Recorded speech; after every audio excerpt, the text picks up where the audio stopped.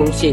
Fungsi dalam matematika adalah pemetaan setiap elemen dari suatu himpunan domain ke elemen lain kodomain. Hasil dari pemetaan tersebut disebut fungsi atau daerah lain. 1. Relasasi. Relasasi adalah himpunan pasangan berurutan dari elemen-elemen himpunan domain ke himpunan kodomain yang menggambarkan hubungan antara elemen-elemennya. 2. Konsep. Domain, kodomain, dan rank dalam fungsi domain adalah himpunan elemen-elemen pertama yang berhubungan dengan himpunan kedua. Kodomain adalah himpunan elemen kedua yang dihubungkan oleh tanda panah dalam relasi. Rank atau daerah asli adalah himpunan elemen-elemen kodomain yang berrelasi dengan elemen-elemen domain. 3. Ciri-ciri suatu relasi adalah fungsi setiap elemen domain harus memiliki pemetaan ke setidaknya satu elemen domain. 4. Ciri-ciri suatu relasi adalah non-fungsi. Terdapat setidaknya satu elemen domain yang tidak memiliki pemetaan ke elemen domain.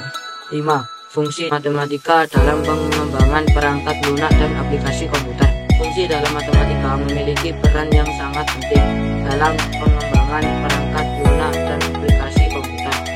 Berikut adalah beberapa manfaat fungsi dalam konteks ini. A. Pengolahan data. Fungsi matematika digunakan dalam pengolahan data dalam perangkat lunak dan aplikasi komputer. B. Algoritma dan optimasi. Fungsi matematika digunakan untuk merancang algoritma dan teknik optimasi dalam pengembangan perangkat lunak. C. Kriptografi. Fungsi matematika juga digunakan dalam pengembangan keamanan perangkat lunak dan aplikasi komputer, terutama dalam bidang kriptografi. Fungsi hash, fungsi enkripsi, fungsi autentikasi seringkali digunakan dalam algoritma kriptografi untuk melindungi data dan informasi sensitif. B. Pengembangan game. Fungsi matematika memiliki peran penting dalam pengembangan game. Misalnya, fungsi-fungsi matematika digunakan untuk mengontrol pergerakan objek di dalam game. E. Kecerdasan buatan. Fungsi matematika dan statistik juga digunakan dalam pengembangan kecerdasan buatan automatic learning. 2. Himpunan sistem bilangan. 1. Himpunan. Himpunan adalah kumpulan objek atau elemen yang memiliki sifat-sifat tertentu.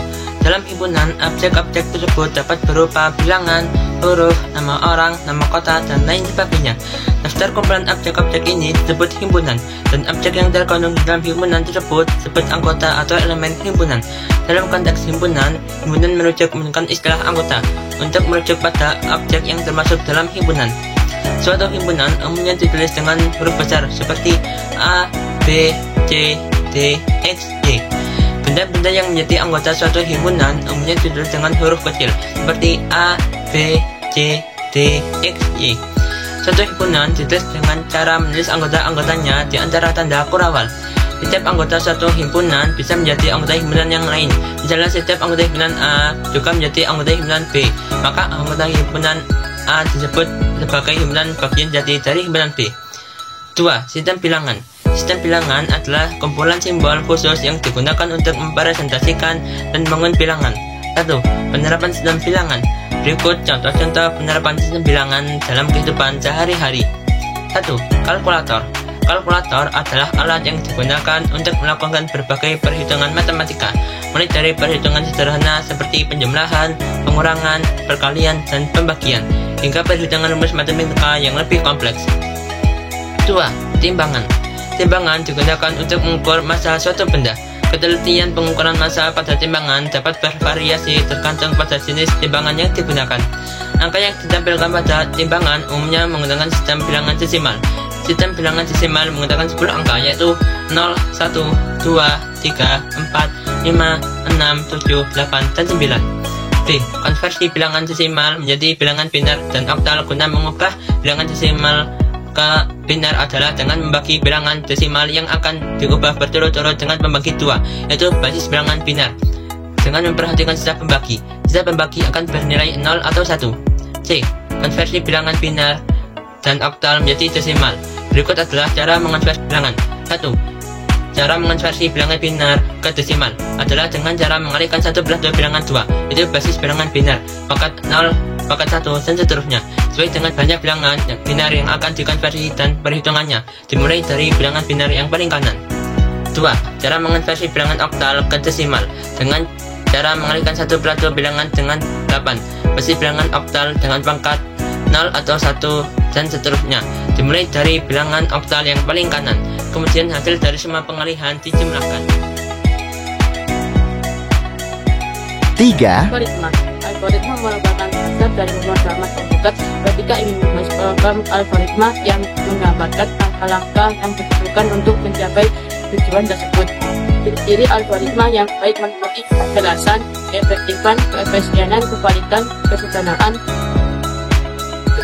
Algoritma sekuensial adalah jenis algoritma yang terdiri dari berbagai langkah-langkah yang dieksekusi secara beruntun. 2. Algoritma perulangan.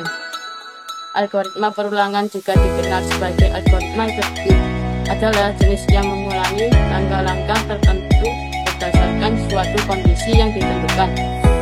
3. Algoritma percabangan atau bersyarat. Algoritma percabangan atau bersyarat adalah jenis algoritma yang memungkinkan program untuk memilih antara beberapa pilihan langkah berdasarkan kondisi yang ditentukan. 4. Struktur data adalah cara untuk mengorganisir dan menyimpan data dalam komputer agar dapat diakses dan dimanipulasi dengan efisien.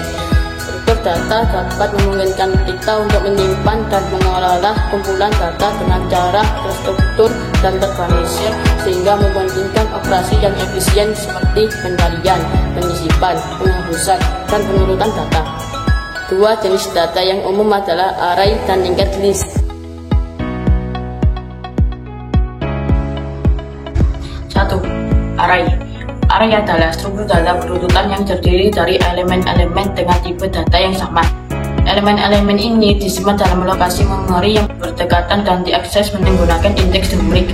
Indeks dimulai dari 0 untuk elemen pertama, 1 untuk elemen kedua, dan seterusnya. Array memiliki ukuran yang tepat, yaitu jumlah elemen yang dideklarasikan saat array dibuat. Keuntungan menggunakan array adalah akses elemen yang tepat berdasarkan indeks dan memori yang efisien. Namun kelemahannya adalah ukuran array yang tepat adalah untuk menambah atau mengurangi elemen secara full yang sangat terhubung. Step simpul atau not dalam linked list berisi data dan pointer yang menunjuk ke sumber berikutnya adalah linked list. Kemudian terakhir dalam linked list menunjuk ke nilai nol. Menandakan akhir dari linked list. Keuntungan menggunakan linked list adalah kemampuan untuk menambah dan menghapus elemen dengan mudah. Karena tidak memiliki perubahan ukuran yang tepat seperti array. Namun kelemahannya adalah akses elemen yang lebih lambat, karena harus melalui pointer untuk mencapai elemen yang diinginkan.